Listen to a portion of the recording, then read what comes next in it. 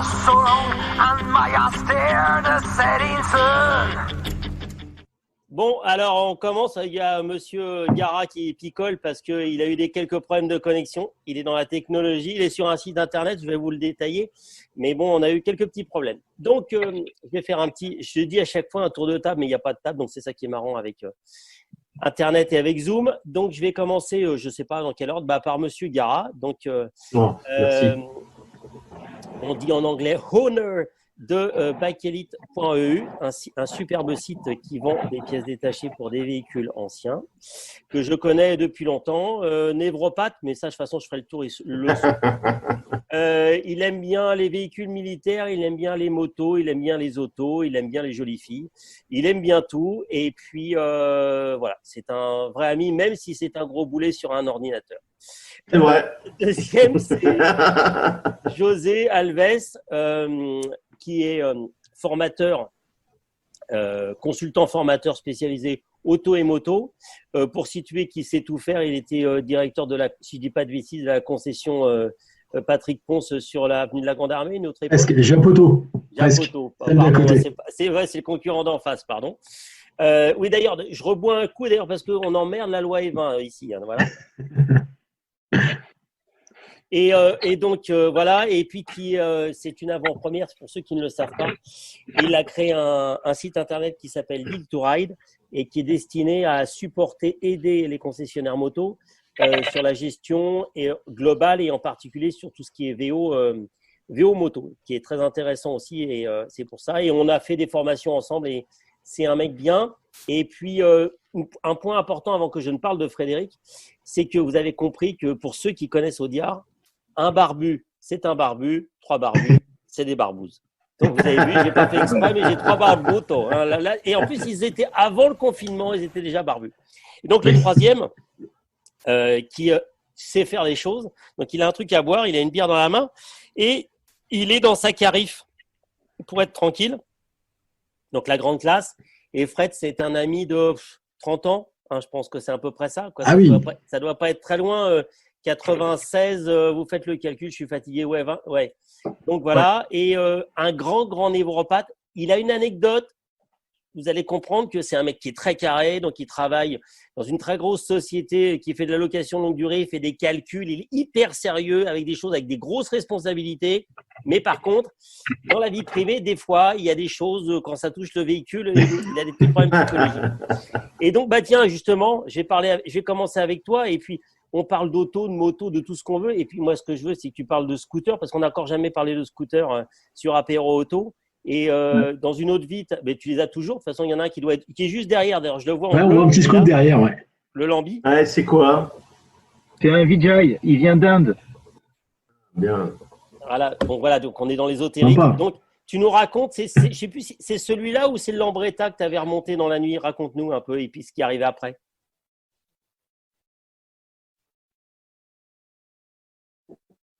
Bon, on a perdu Fred, ça c'est normal. Je vais mûrir au fur et à mesure. On t'a perdu Fred, c'est bon, tu reprends là, vas-y mon poulet, parce que je t'avais perdu. Ah ok, alors non, celui-là c'est mon scout indien, ça c'est un projet plus long terme, ça fait 10 ans que je mûris, hein. Voilà. J'ai un moteur pour mettre dedans qui est presque tout neuf et tout, donc voilà, ça je vais faire. Mais l'autre non, c'était un Lambretta italien de 64 et donc…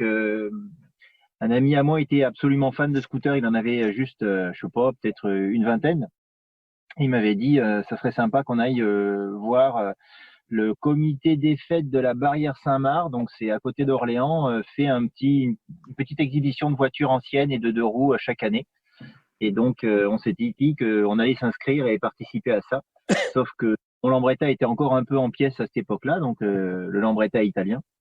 Et mon frère qui habitait les Vosges à l'époque m'avait repeint des morceaux de carrosserie que j'avais ramenés le samedi dans l'après-midi. Et du coup, le samedi en fin de journée, j'ai attaqué le remontage de tout ça. J'ai fini vers 3 heures à peu près. Et le lendemain matin, à Port d'Orléans, je retrouvais mon 3 heures du matin, je précise. 3 heures du matin. Ah oui, pas 15 heures, hein, 3 heures. Et du coup, 4 heures plus tard, je retrouvais mon copain à Porte d'Orléans. Et on est parti sur la nationale pour aller à Orléans, du coup. Hein. Et le truc, le Lambretta, je crois que j'avais dû faire quelques tours dans Paris, mais c'est tout. Je l'avais jamais fait rouler avec toute sa carrosserie et tout le reste, donc j'avais pris une sangle au cas où. Sachant que le copain, lui, c'était son scooter de tous les jours. C'était une Vespa, un GTR, mais avec un moteur de T5 à l'intérieur. C'est un modèle un peu plus sportif chez Vespa.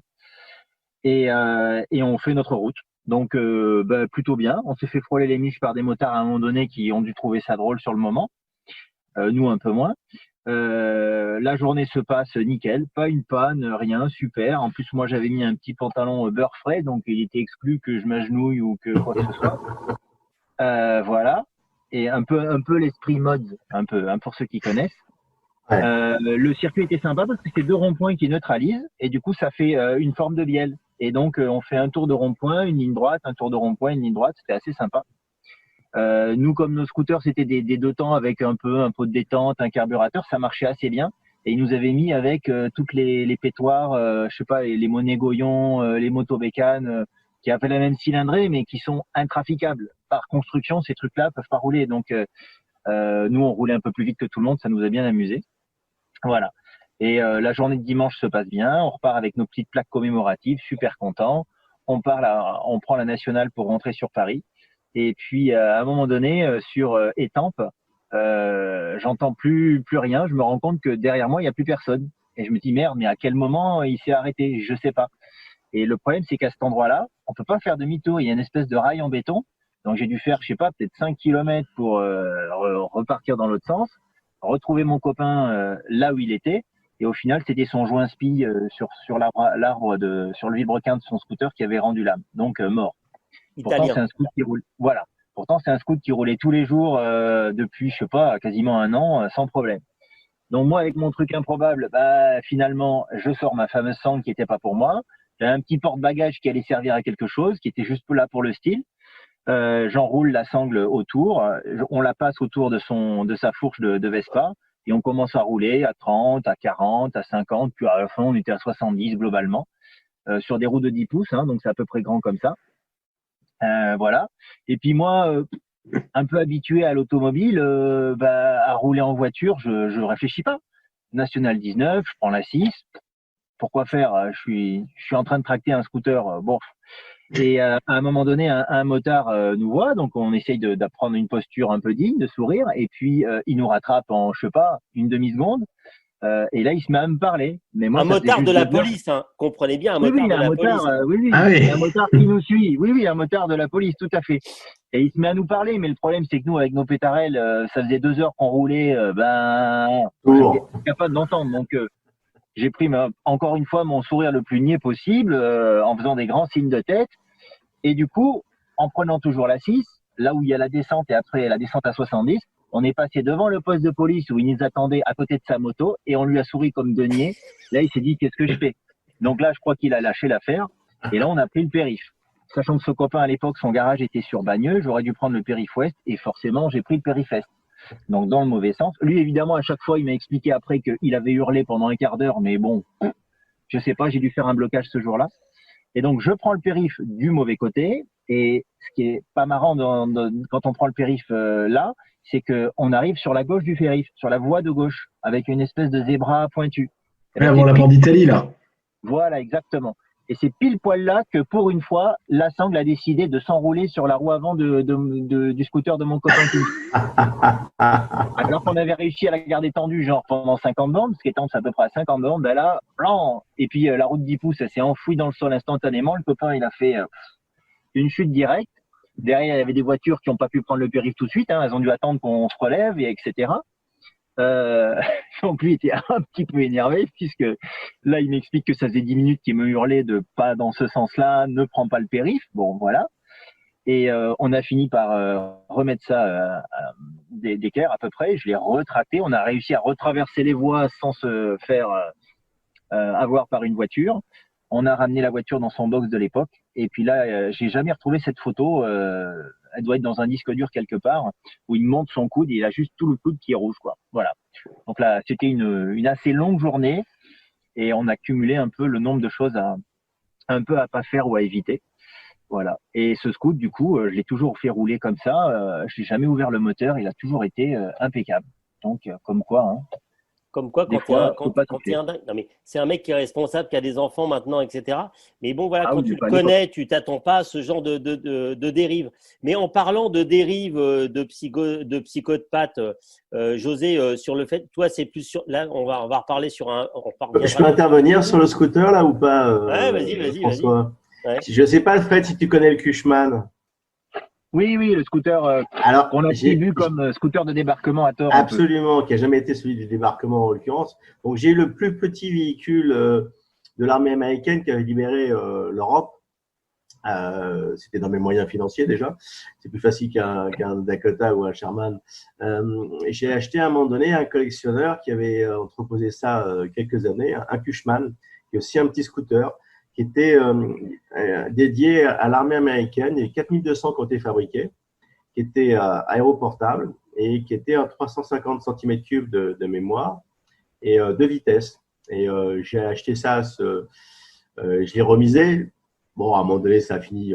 Je pensais le faire finir à la campagne, dans le salon. C'était tellement petit. Bon, puis finalement, à un moment donné, il a fallu prendre un peu de cash. Donc, j'ai restauré.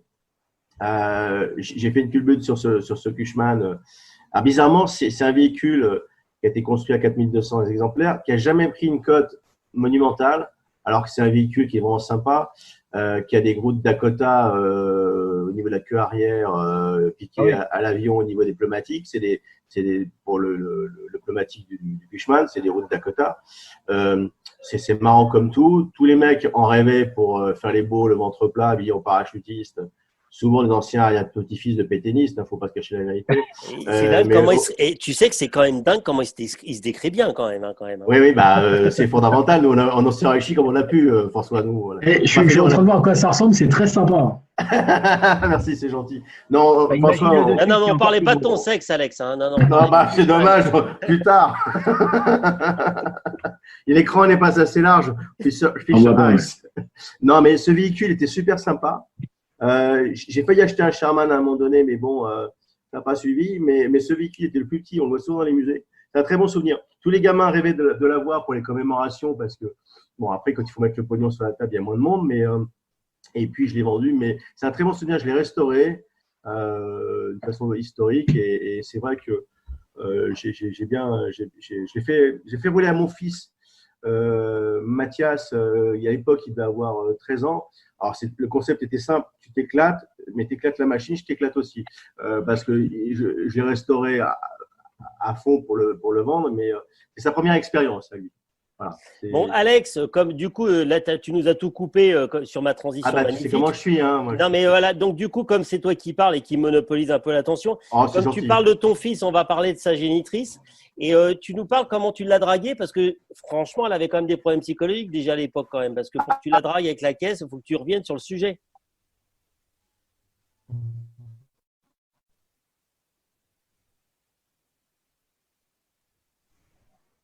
Non, ouais, alors je vais faire court, mais en même temps, j'ai dragué mon épouse avec une voiture exceptionnelle.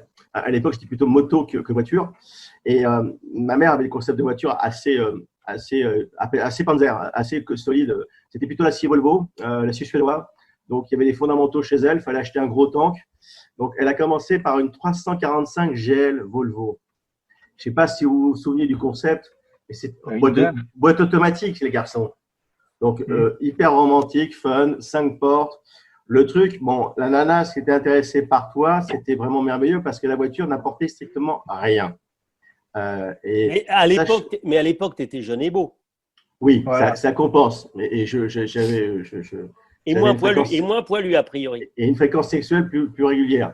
Et en face de moi, j'avais un jeune cadre dynamique qui était son ex, qu'il a sollicité encore. Et ce con, forcément, comme tous les mecs qui ont réussi à gagner un peu d'argent, je crois qu'il était en Golf GTI dernier cri. Donc, imagine le ratio. La lutte. La lutte effroyable. Donc, après, je me suis un peu rattrapé. Je vous dirai ça après sur les autres expériences. Pour laisser parler José parce qu'il en meurt d'envie et je n'aurais pas monopolisé. Je suis toujours avec la même femme, mais j'ai changé pas mal de véhicules et je suis passé du très moche au moins moche. Mais c'est très personnel.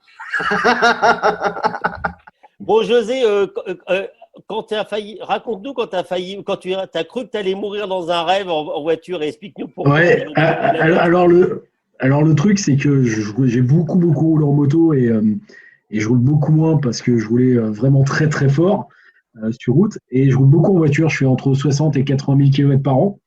Euh, et puis donc là j'ai un char d'assaut, j'ai une Mercos classe E, mais j'ai eu des trucs un peu sympas, un peu sport. Et la nuit, je roule plutôt vite. Et mon truc, c'est que souvent je bosse la journée et je reprends la route le soir. Donc je fais une mission sur Nice ou Marseille. Et pour l'histoire, j'habite dans l'Aisne, je suis sur 60 en ce moment. Et donc, je finis vers 18h, 19h et je reprends la route depuis Nice ou Marseille pour remonter dans l'Aisne. Donc, 800, 900 bornes. Bien sûr, comme je suis plus tout jeune, arrivé à un moment, je commence à fatiguer un peu et par habitude, je pique un peu du nez. Je me dis, bon, je m'arrête dans une station-service et je crois que je m'arrête dans Orléans, donc à 200 km de chez moi. Et je me fais rarement peur en voiture, même quand c'est vraiment chaud. J'aime bien quand ça glisse un peu. Alors, peut-être pas avec ta voiture à toi, Fred, qui doit être un peu compliqué, mais voilà, avec une classeuse sous la pluie, ça glisse, c'est marrant.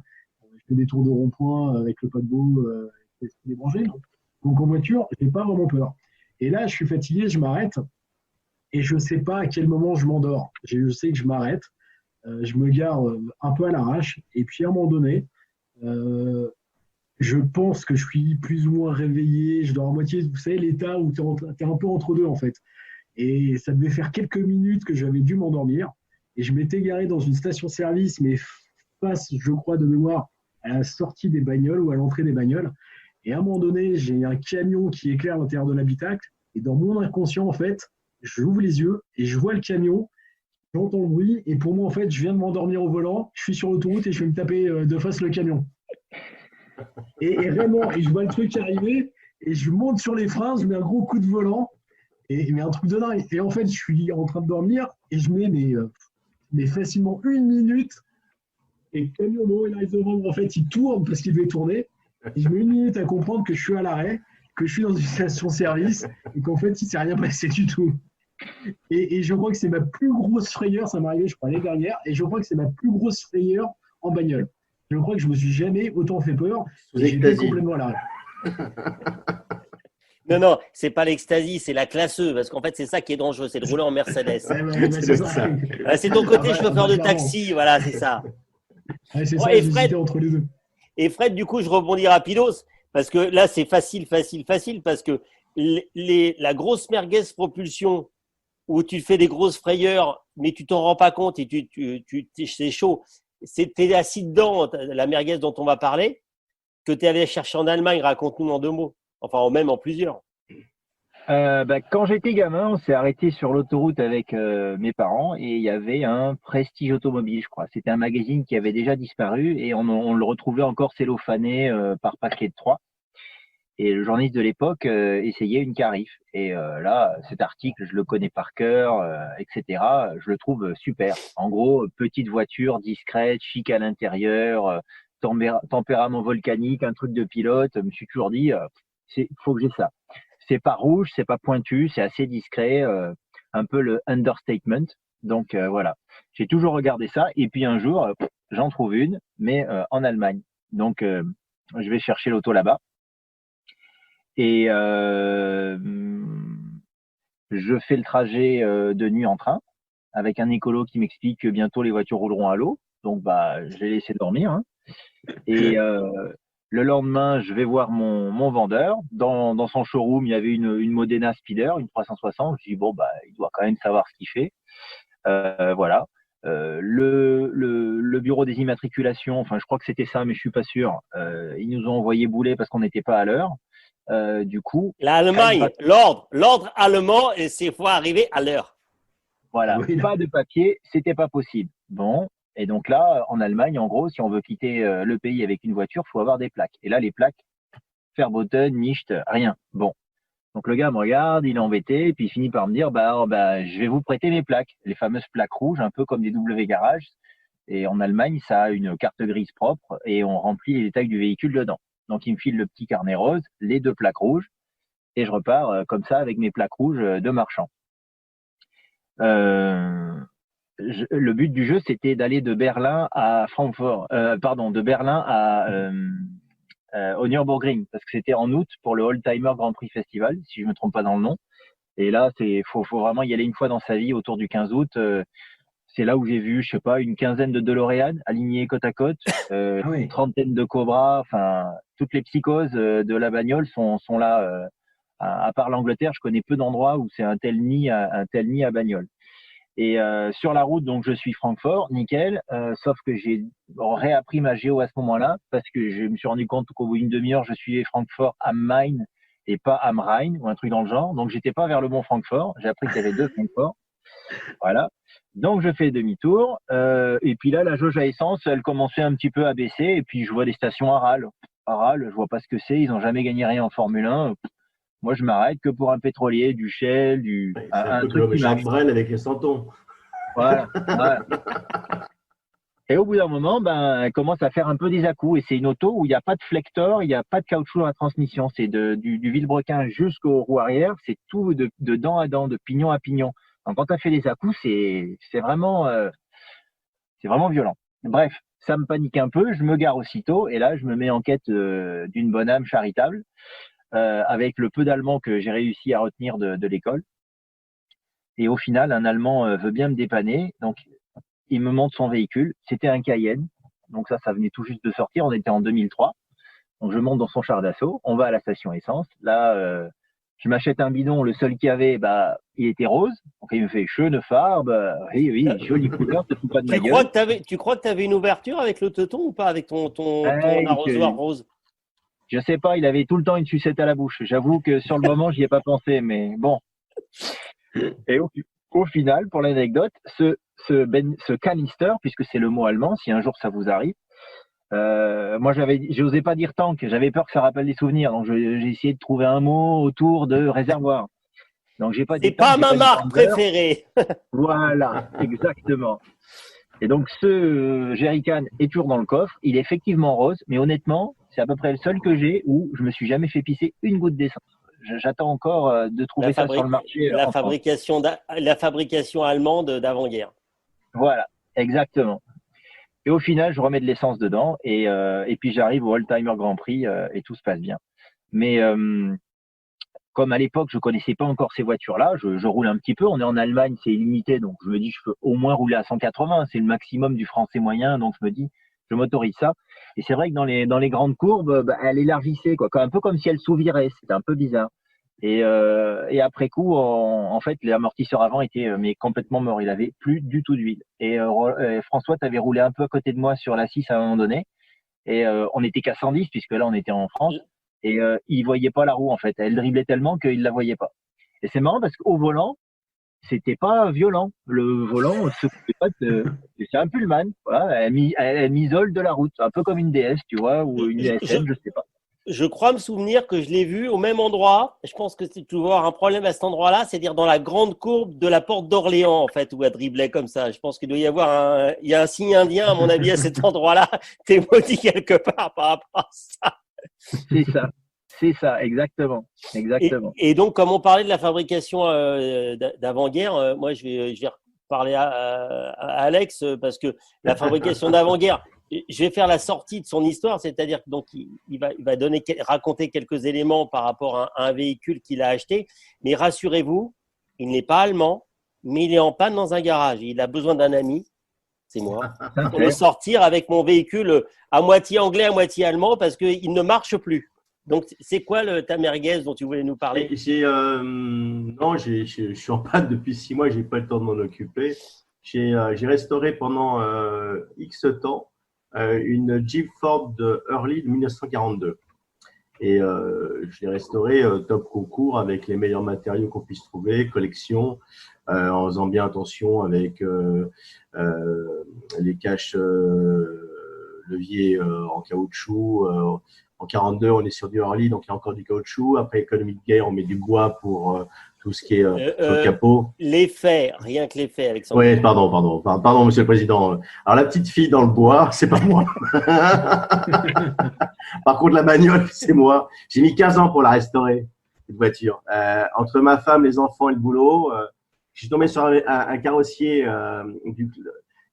une prestation au club. Il a commencé à me couper la bagnole en deux. J'ai souffert sur la carrosserie, c'était une catastrophe. C'était ma première restauration où j'ai tout appris parce que j'ai tout démonté, j'ai tout sablé. Donc, ça a été une aventure humaine et mécanique passionnante. Et j'ai souffert. À un moment donné, j'ai beaucoup progressé, mais à un moment donné, je me suis fait aider pour la finir. C'est une voiture que j'avais achetée un Parisien parti en Bretagne parce que c'était juste à la largeur de son chemin pour amener de la flotte avec la remorque qu'il avait sur sa maison de campagne et il n'y avait pas d'alimentation flotte. Donc, c'est une voiture qui m'a lâché effectivement au niveau des freins il y a à peu près, je crois que c'est l'été dernier ou il y a 6 mois. J'étais avec femme et enfant et on est parti par la montagne, on est monté descendre avec la Jeep, on est revenu sur du plat parce qu'il n'y avait plus de frein. J'étais avec ma femme et le deuxième et il faisait chaud à l'extérieur et on n'était pas très, on avait un peu froid quand même, on n'était pas bien. Je me suis dit, est-ce que j'appelle la dépanneuse ou est-ce que je fais le fier? Bon, j'ai réussi à rentrer au garage, mais effectivement, il faut que je mécanique prochainement. Mais c'est une voiture qui a libéré la France, donc c'est plein de symbolique. Elle est juste garée, je l'ai vu ce week-end dernier, elle est juste garée à côté d'une 750 Harley Davidson pour le motard José qui est dans l'âme, une 750 qui a fait le débarquement au WLA, une pelle à tarte qui avance pas, qui a 21 chevaux, mais qui est toute une histoire parce que c'est un libérateur. J'adore cette moto. C'est compliqué à conduire, c'est casse-gueule. Elle est top concours. Mais à chaque fois que je viens le week-end en Normandie, que je la fais sortir, d'abord, les voisins où je la gare me tuent parce que ça pue, ça fait du bruit, ça fait un nuage de fumée. Je me suis encore tapé le gardien ce week-end. J'étais à la limite de l'insulter devant mon fils, mais j'étais courtois, j'ai choisi mes mots. Mais cette moto, c'est un demi-orgasme à chaque fois que je vais me balader. Alors, je suis fou parce que l'autre orgasme, c'est pas facile non plus. François, tu peux pas comprendre que tu as cet âge-là. T'es pas assez vieux. Mais quand je sors et cette putain de bécane, 1h30 dans l'arrière-pays normand, seul, avec le téléphone qui passe pas, je suis en autonomie totale pour tomber en panne ou pour me faire plaisir. Et quand je reviens à la maison, j'ai la banane, j'oublie tous les emmerdes, et j'ai mon fils et ma femme me dit « Oh, le héros !» Mais j'adore cette bécane. Et moi, du coup, là, tu vois, je vais rebondir parce que, alors c'est une improvisation totale parce que José, je l'ai eu il y a 40 minutes et il savait toujours pas ce qu'il allait raconter. Donc je ne sais pas ce qu'il va raconter. Il a plein d'histoires. Donc, Alex est allé sur la moto et donc sur une Harley d'avant-guerre. Alors, José, il a mis son cul à peu près sur toutes les bécanes du monde.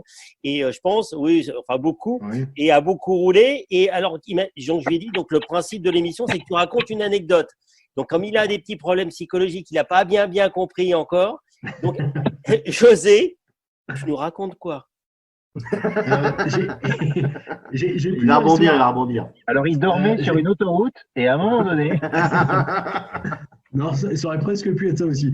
Dans les trucs un peu délire, parce que j'en ai fait pas mal.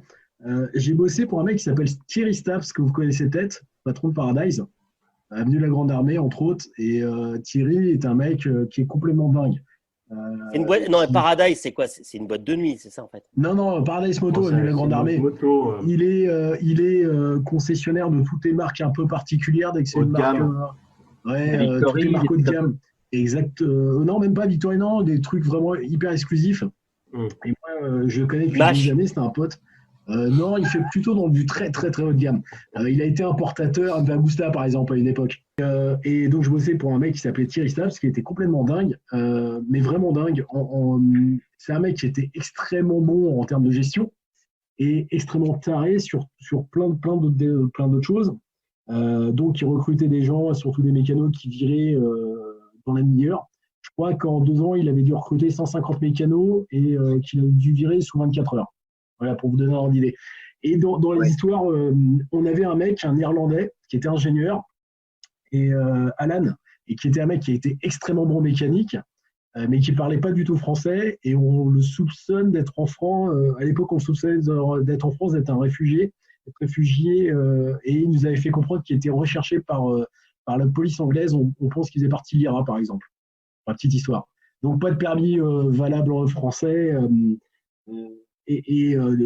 Alan, pour vous donner un ordre d'idée, c'était le genre de mec qui partait en essai avec les motos, il ne faisait rien, et de temps en temps, on se rendait compte qu'il avait les bras complètement écharpés. Régulièrement, en fait, il se mettait des boîtes avec les motos sans qu'on soit au courant. Donc, c'était du genre, il te fait un accident sur un GSX-R 750, 3-4 000 € de réparation, on était place de la Bastille, il pleut, et il part sous la pluie, 1, 2, 3, gaz en grand entre les bagnoles, pneus arrière neufs, la moto en glisse de partout, et tous les carénages étaient neufs.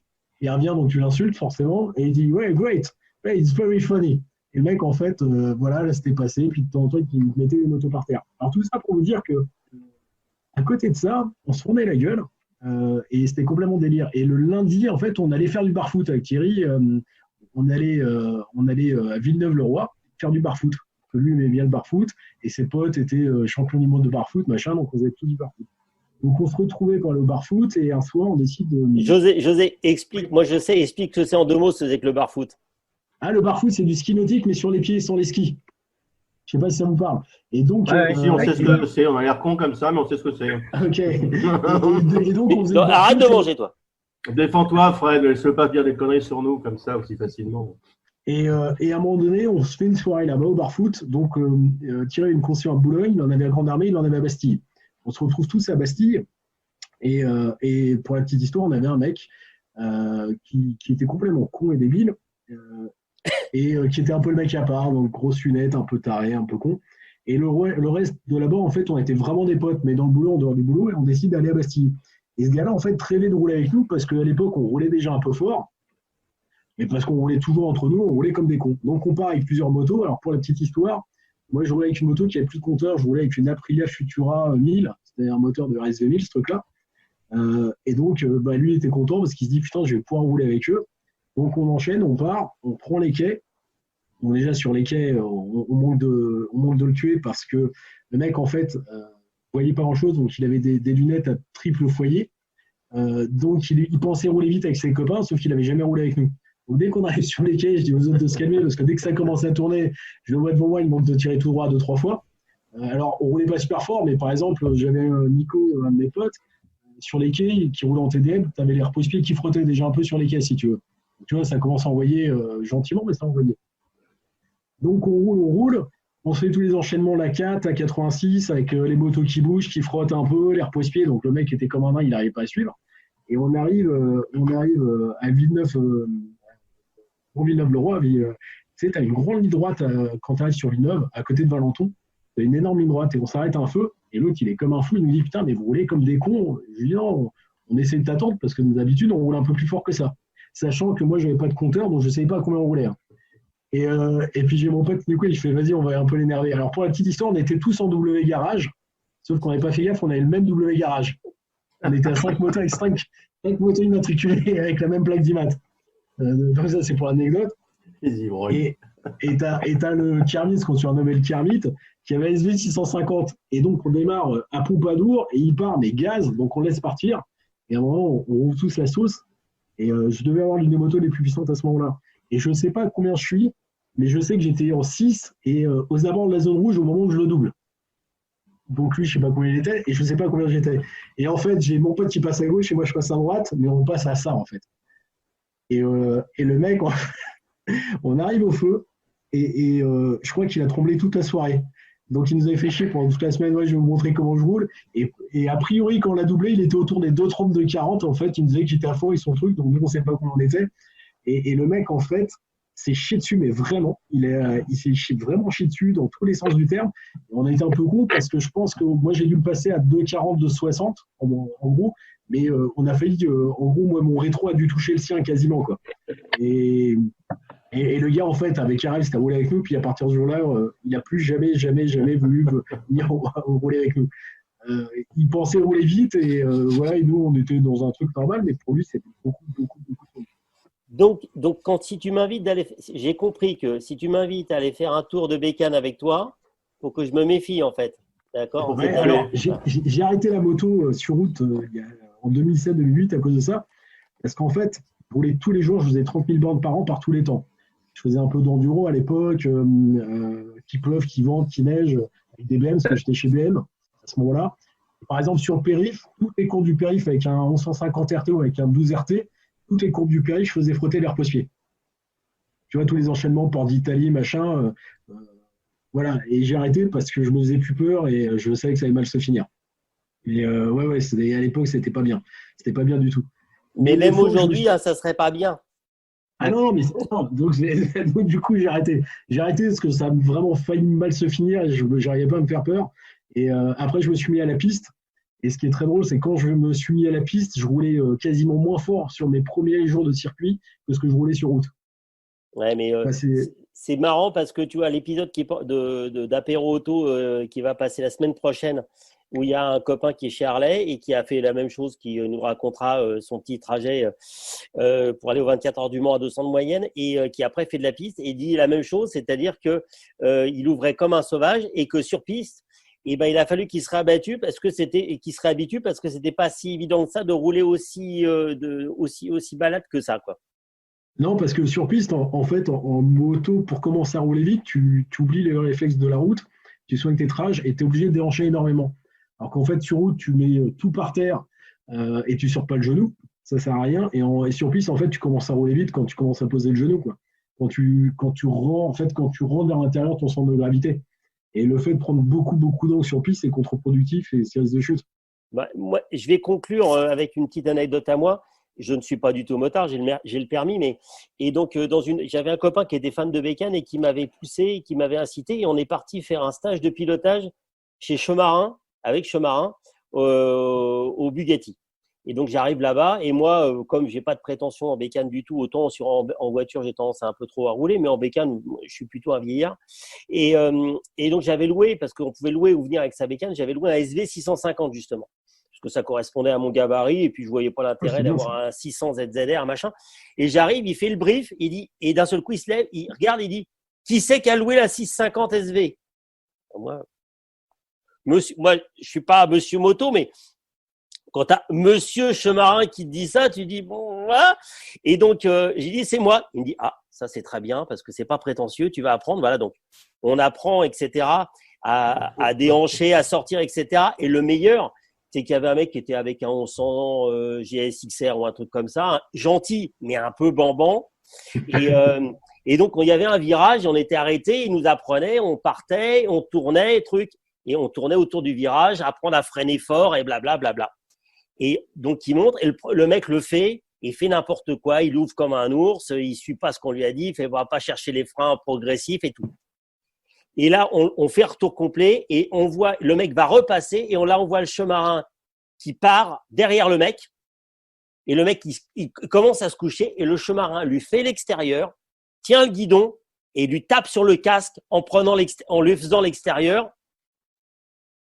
Et là, tu te dis, bon, moi, je suis peut-être facilement impressionné en bécane, mais tu te dis, le mec, il est parti, toi, il a tout pris, tu vois, avec la 600 ZR, il a rattrapé le GSXR, il lui a fait l'extérieur, il a mis une énorme claque sur le casque, il a fini, il lui a dit, bon, alors, tu m'écoutes, c'est qui sait conduire? C'est toi ou c'est moi? Et là, tu te dis, mais bon, je pense que ça existe, j'en raconterai une autre fois sur une Aston Martin avec Phil Hill. Il y a ceux qui savent conduire, il y a les gens qui sont des pilotes, et puis il y a les touristes.